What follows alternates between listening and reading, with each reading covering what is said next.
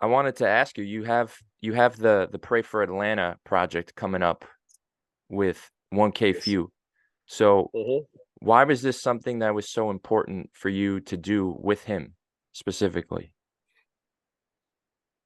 Well, first of all, he's one of those new gospel rap artists that I feel like is very dope and is taking it to, another level. I did a collab project with his partner Lecrae a few Yep. years back. Yep, and that went real well. And I just want to stay in that space. I want to stay in that gospel space. And gospel rap is one of those things that I definitely want to be a part of. Yeah, and 1K Few is one of those guys that I met long time ago before he started getting a name. I met he actually came to my church and performed at one of like the little like youth nights, whatever. He came performing. I took to him ever since I seen him. What did you see in him back then, that made you be like, hey, this guy has something, and what's it been like to see that growth? It's just star power. It's like he just had that his rhyme flow, his stage presence, him being so young and really, I always admire young people that's coming to do something in the church and almost preaching the gospel, even though he's rapping. At church, there's a lot of people that's gonna come up and sing and this and that. He was one of those young guys that rap. He was confident, good stage presence. So, I just took a liking to him just off of that. Yeah. So you're obviously known for your production and your legacy in the South. Plus you're a believer, which is very important to you. So how do you kind of rectify, or do you rectify kind of the production that you do with mainstream artists and the messages that they put out, as opposed to what you've done with Lecrae and now with Few? I feel like everybody has their own message in some kind of way. Hmm. Whether it's Gucci Man, whether it's Gucci Man, whether it's Lecrae, whether it's 1K Few, whether it's Future, they got they. I think they all probably have some different lifestyles. They kind of view things differently. I'm just a guy that provides the music for them to testify on or tell their story. Right. So it's likewise. I don't shame the rap artist like a Gucci Man for telling his story. Also, I definitely love the message that like a 1K Few is putting on the beats as well. So, I just want to be that guy to help these guys get their message across. I got you. So now from somebody who works with all of these huge artists, what do you think is something that Christian rap can do better, and what sort of impact do you hope to leave on it for the future?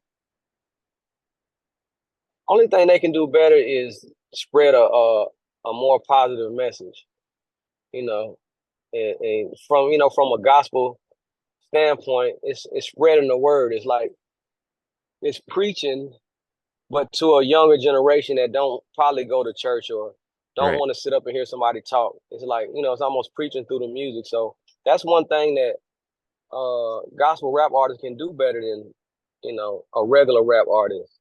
It's just a good spreading the good news. So, and that's part of the legacy I want to leave. Me being a believer, what I believe in, that's definitely a big part of what, my legacy that I want to leave behind. And I know you grew up listening to gospel music, and of course that influence comes in through the piano and all that. Was Christian hip hop ever something that you listened to growing up in the 90s, or whatever? I actually never heard of it. I never knew it was Christian hip hop back in the day. Interesting. So was it? It was Christian hip hop back in the day? There's been Christian hip hop since 1985. That's crazy. I didn't know. I never knew that. Just saying, I was raised in church, but I'm a church musician. But a lot of the stuff, a lot of the cities we lived in was like Jackson, Mississippi, Grenada, Mississippi, and places like that. So we never heard of nobody rapping, no Christian rap back then. Yeah, it's funny. The biggest struggles of Christian rap back then in the 80s and early 90s was being accepted within the church. because Okay. you Okay. had your whole period of church when they were like rock and roll is the devil's music, and then when hip hop Okay. came along, it was hip hop is the devil's music, and then you had a Okay. bunch of Christian artists being kicked out of church or told that they had to perform outside or whatever, because they didn't allow rap in the church. Like it was some sort of, even if like the first Christian rappers were literally rapping books of the Bible and Bible verses, Mm. and Hmm. that wasn't Christian enough. So it was like, Ah, I see. That's crazy. You just taught me something. I didn't know that. oh, with that being said though, because hip hop just turned 50 and Christian rap is part of that story, within the circle of, mainstream artists that you work with, do Mhm. they ever give any thought to Christian hip hop? Like, have they ever heard of it? Is it legit when they hear it? I don't think so. I never Really? heard, any artist kind of mention it.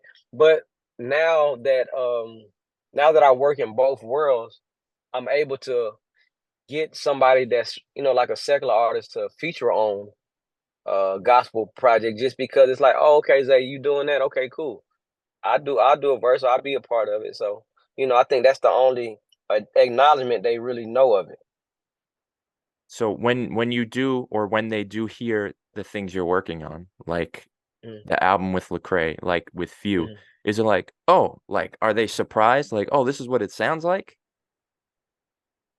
I don't think so. I think believe that, I think they already know that pretty much what it's gonna sound like, especially if it's coming by the way of me. Like when I did the Lecrae project and we got like Waka Flocka on the song, Yeah, I think they almost kind of knew what it was gonna be already.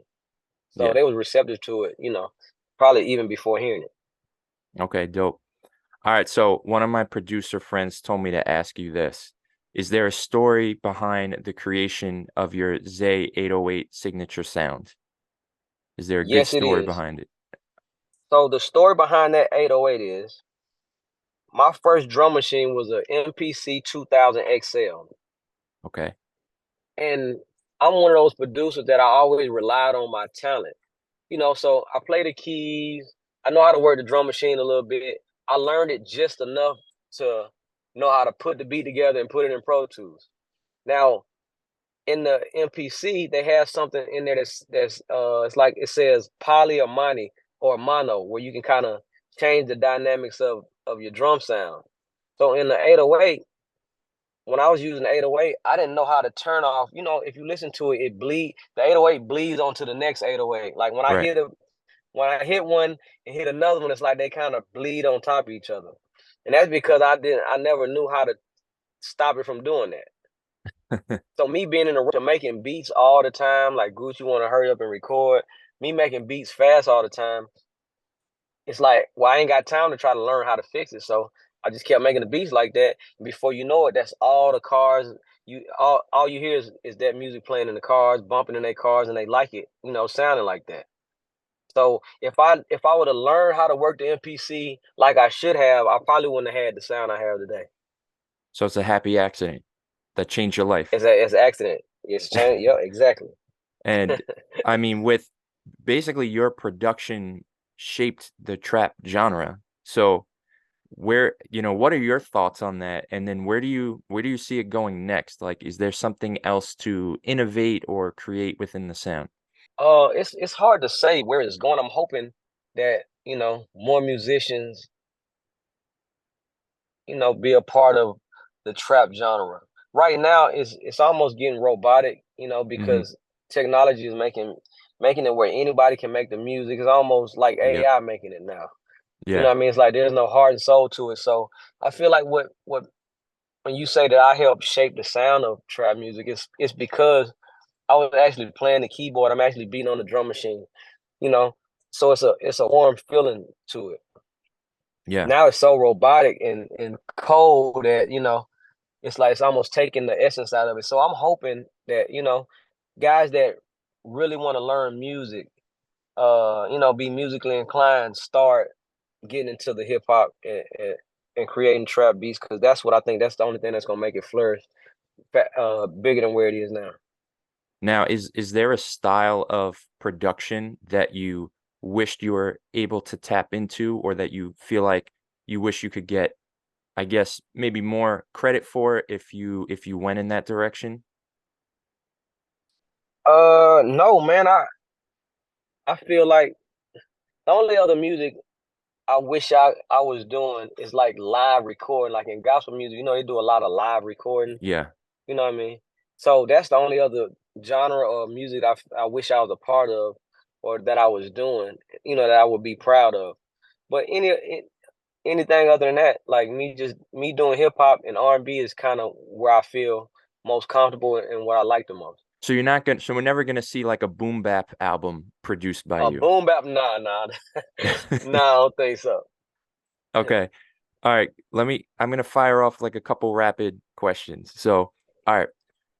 What is your favorite producer plugin? Producer plug-in, probably Omnisphere. Okay. Who is your GOAT producer? DJ Quick, Who is the most innovative artist for trap music? Future. I had a feeling that was gonna be the answer.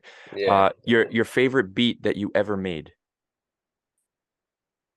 There's no one. I can't really It's say like one, but picking if you, kids, right? yeah, it's like picking kids. So, but if I was to say a project, I would say Beast Mode 2. Beast Mode 2. Okay. Mhm. Someone you wish you could make a beat for? Rihanna. Rihanna. Aside from Lecrae or Phew, a Christian rapper that you're most excited about or one that you've heard? It's the guy named, I think it's Hewley or Hovey? uh Hovey, yeah, Hovey, yeah, him. I Hovey. talked to him not too long ago, so I'm supposed to be getting with him soon. But I like him. I like him a lot. All right, so you think we're gonna see some Zaytoven Hovey Oh, definitely. collabs coming? Definitely. All right, that's dope. And let me see, what about your favorite gospel artist? Favorite gospel artist will be Dietrich Haddon. All Hmm. right, what's something that would be most that people should be most excited for about this Pray for Atlanta album? What they should be most excited about. Yeah. That is brand new. It sounds, we going into 2024, but it sounds like 2025. Just with the Oh, dynamics of there we my go. music and his rap style. Yeah. Nice, that's dope. And what I know it's not out yet, but what is your favorite track on there? Or can you not pick that either? It's hard, but I'm gonna say Freedom, Freedom. featuring Jacqueline Carr. Okay. Is there anything else you want to add, say, plug, kind of talk about that you think like a Christian audience would want to know about Zaytoven? Uh, well, another project that I'm excited about, my son's first album is I'm dropping it on his 18th birthday, January 2nd. Nice. Yeah, so very influenced by me. Of course, I took my time a different type of way, and for somebody like me that's been in the music and been successful to have a child that's doing the same thing as in music is very special to me. So, you know, I I definitely feel like that's something everybody should be on the lookout for and be ready to grab. What's the name of the project? We calling it "I'm the One." I'm the one. And your son's Hmm. producer name or artist name is Was it's Zayski. I'm Zaytoven and Zayski. So it's Zayski and Zaytoven. That's the artist on the project. okay. And one more thing, since you talked about working with your son, what about for an up and coming producer who's really trying to set his foot in the game? What words would you give to them, like as an encouragement or as something that they should try to do? Definitely try to be unique. I think right now we lacking, guys that want to stand out and do something different. Everybody want to like sound like each other, and Hmm. that could be due to the technology as well. But I think uniqueness is missing in the game right now. And for producers, up and coming producers, what I always try to tell them is try to find you an artist that you're excited about and you feel like that's going to do whatever it takes to make it in the music industry. The reason I didn't made it to where I'm at today is because I believed in a guy like Gucci Man. Hmm. I believed in his talent. I believed that he was going to do whatever it takes to make it. And once he made it, I made it. So a lot of times that's what producers, we kind of got to rely on that. to get where we need to go. plus an accidental sound. Exactly. And But see, that's how you create your own sound. Creating your own sound comes from working with an artist. yeah, Yeah. So. yeah. So I had texted Phew before we jumped on and asked him for any good stories about you that Mm, you'd be surprised that I know, and he didn't give me anything. So mm. what about on Phew? What's a good Phew story that you got that most people wouldn't know that he wouldn't mind you sharing? I think that was the best. To me, that was the best story. Is the fact that me and him met in church. You know, long time ago at my church, we was doing this thing on Friday nights once a month. It's called Gospel Cafe, and just for him to come up there and perform and rap, and here it is years later, me and him doing an album together. I'm proud of where he's at right now. Some guys like that, they'll try for a little while and give up, and don't see it through. But here he is, years later, and he's earned his spot to the point where it's like, okay, I want to do an album with you.